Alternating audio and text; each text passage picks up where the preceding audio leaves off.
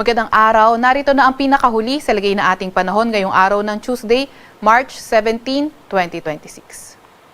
Narito ang ating pinakahuling satellite image kung saan mas humina na nga yung epekto ng northeast monsoon o amihan at sa Luzon area na nga lamang nakakaapekto.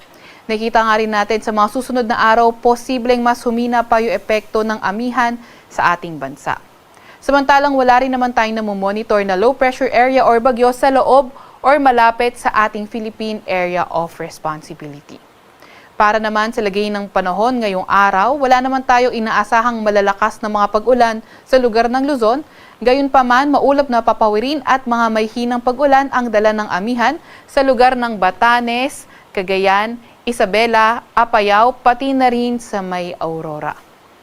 Mas magandang panahon sa nalalabing bahagi ng Luzon kung saan sa Metro Manila and the rest of Luzon, partly cloudy to cloudy skies ang ating inaasahan at may mga tsansa ng mga may hinang pag-ulan. Nakikita nga natin by tomorrow, posibleng mas humina yung epekto ng amihan at sa may northern at central Luzon na nga lang nakakaapekto at posibleng mag-lessen pa sa mga susunod na araw.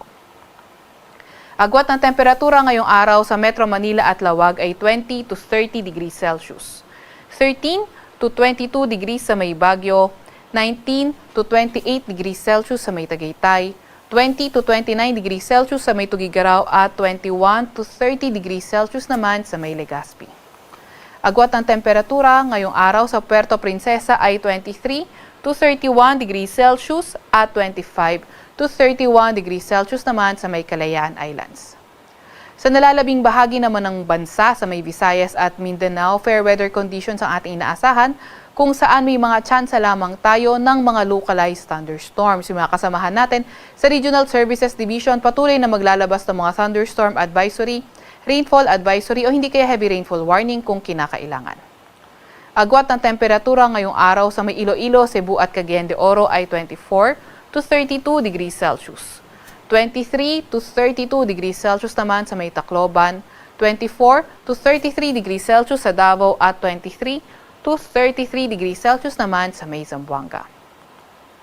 Update naman sa heat index kahapon na itala ang heat index sa Metro Manila from 30 to 31 degrees Celsius. Iyan ay nasa may caution category at ang pinakamataas sa ating bansang heat index ay umabot ng 40 degrees Celsius sa may Cotabato City, Maguindanao. Iyan ay nasa extreme caution category. Ngayong araw naman, tinataya ang heat index sa Metro Manila ay maglalaro mula 31 to 32 degrees Celsius, nasa caution category pa rin.